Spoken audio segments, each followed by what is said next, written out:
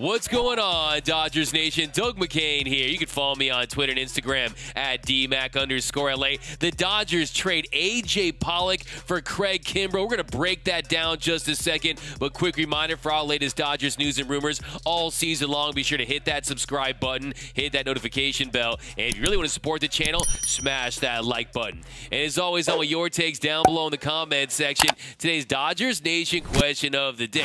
What are your thoughts on the Dodgers trading A.J. Pollock for Craig Kimbrel? I want all your takes down below. Do you think this will be a good trade for the Dodgers? Do you think it'll be a bad trade for the Dodgers? I want your takes down below in the comment section. And for all latest Dodgers news, head over to DodgersNation.com. So we've got some big breaking news here. The Dodgers have traded outfielder A.J. Pollock to the White Sox for closer Craig Kimbrel. Mark Feinsand, he broke the news. He tweeted out, the Dodgers have traded A.J. Pollock to the White Sox for Craig Kimbrel per source. So I know this one comes as a little bit of a shocker. This one comes out of left field where A.J. Pollock won't be playing for the Dodgers anymore. And he really had a breakout year for LA in 2021. Last season, he posted a 137 WRC+. That was the highest mark of his career. He had an 892 OPS. He was one of the Dodgers' most dependable bats. When you had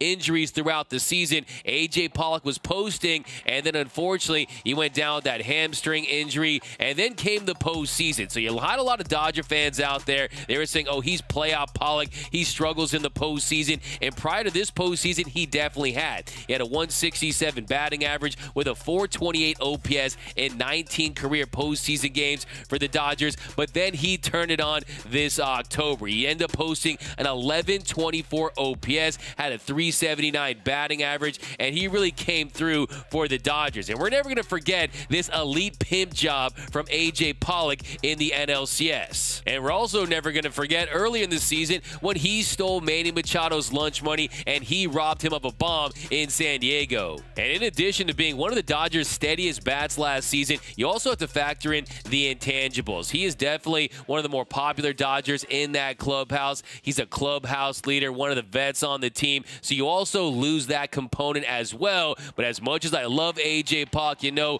I go loco for some Pollo. You have to consider his injury history. Last season, he had the hamstring. He's dealt with the elbow injury. He's really dealt with injuries throughout his career, and he hasn't had more than a 460 plate appearances since 2015. He also hasn't played in more than 117 games since 2015. So that's something you want to consider with A.J. Pollock. And another thing, too, you look at that left field position. The Dodgers, they just signed Freddie Freeman, and you know he supplanted Max Muncy at first base. And before the lockout, the Dodgers locked up Chris Taylor to that 4-year, $60 million contract. So with that, you have Freddie Freeman at first base. That slides Max Muncy over to second base. He'll also play some third base. And I think that what you're going to have now is you're going to see Chris Taylor and Gavin Lux playing left field. You see what they might do with Kevin Pillar. Now, when it comes to Kevin Pillar, defensively, he can still get it done. But offensively, he's a big downgrade from A.J. Pollock when it comes to a right-handed bat. So you also have to factor in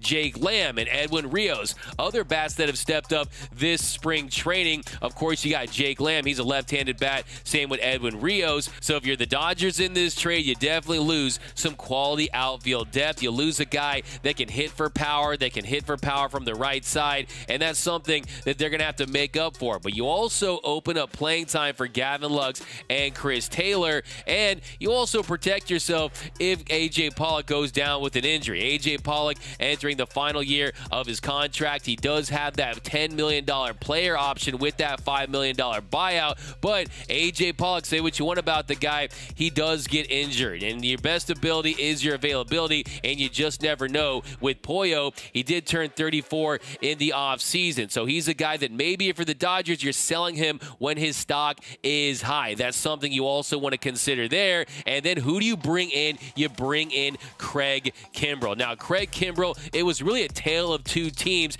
in 2021 for Craig Kimbrel. First 4 months of the season with the Chicago Cubs, he was outstanding. He reestablished himself as an elite closer. He posted a .49 ERA, a .71 WHIP, a 1.10 FIP, had a 46.7 K percentage, percentage, a 9.5 walk percentage. Opponents hit just 105 off him. He gave up 0.25 home runs per 9. He recorded 23 saves in 36 2/3 innings pitched. Now at the deadline, you had the Chicago Cubs. They were going all in, so they traded for Craig Kimbrel. He goes to the White Sox, and he becomes Liam Hendriks' setup man, and he did not feel comfortable in that role. With the White Sox, he ends up posting a 5.09 ERA, a 1.22 WHIP, a 4.56 FIP, had a 36.7 K percentage, so you saw that K percentage drop 10 percentage points, and then the walk percentage had a little bit of an increase as well at 10.2%,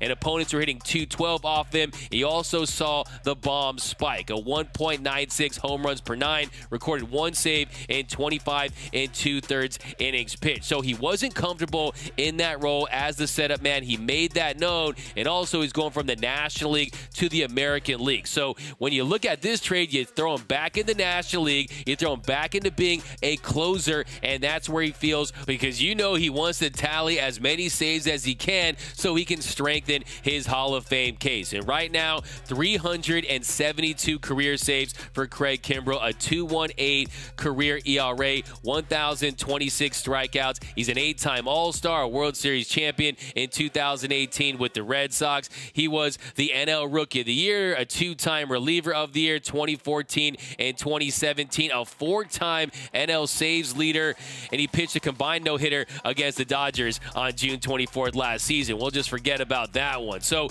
if you're the Dodgers, when you look at this move, I think that this is a big roll of the dice, and they're banking on the fact that he's going to be Cubs Kimbrough. He's going to be that guy that feels more comfortable as a closer and goes out there and shoves. And if he could be that lights-out guy for the Dodgers, it really loads up this bullpen on another level, because you keep Blake Treinen as that elite setup man, as that fireman, and the guy that can come out there and give you those high-leverage innings. And then you have Brusdar Graterol, you have Daniel Hudson. They're going to get Tommy Kahnle back. So this Dodgers bullpen is absolutely stacked. And if you just look at this Dodgers organization as a whole right now, look at their offseason. They replaced the left-handed bat of Corey Seager with Freddie Freeman. That's an upgrade when it comes to a left-handed bat. And if you look at the closer's role, Kenley Jansen, he signs with the Atlanta Braves for $16 million, and then they go and they trade for Craig Kimbrel. The White Sox, they picked up Kimbrel's option this offseason for $16 million coincidentally. And look,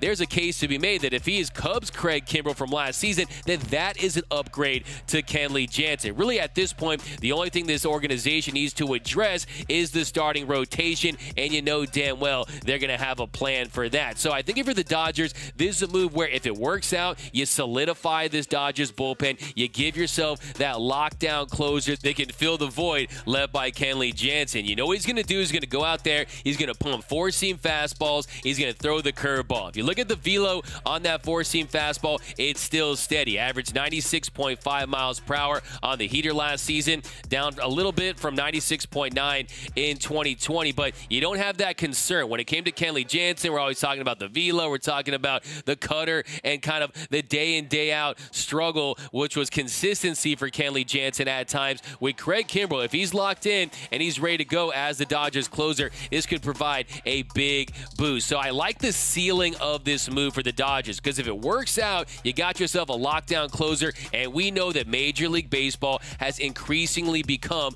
a bullpen game. Now, when it comes to having a left fielder, right-handed bat, you can always add that during the season. Outfielders are readily available. You can add another right-handed bat during the season, so I'm okay with this move. I like this move, and I know that it hurts to lose A.J. Pollock, and I'm a massive fan of Pollo, but if you look at what this team needs right now, you need those bullpen arms, and I think that it keeps Blake Treinen in a role that he excels in, and that is that setup man. Because look, let's not forget that, look, he did have the big adjustment when you saw him throw less sinker and he threw more cutter and more slider last season. He really reinvented that slider to give it more horizontal break, but he struggled as the A's closer in 2019. That's when he became really a reclamation project for the Dodgers in 2020. So do you really want to throw him back in that closer's role? Daniel Hudson is another guy too that can excel as the setup man, give you a high leverage inning. So I'm really okay with this move. I actually really like this move the more I talk about it and think about it, because look,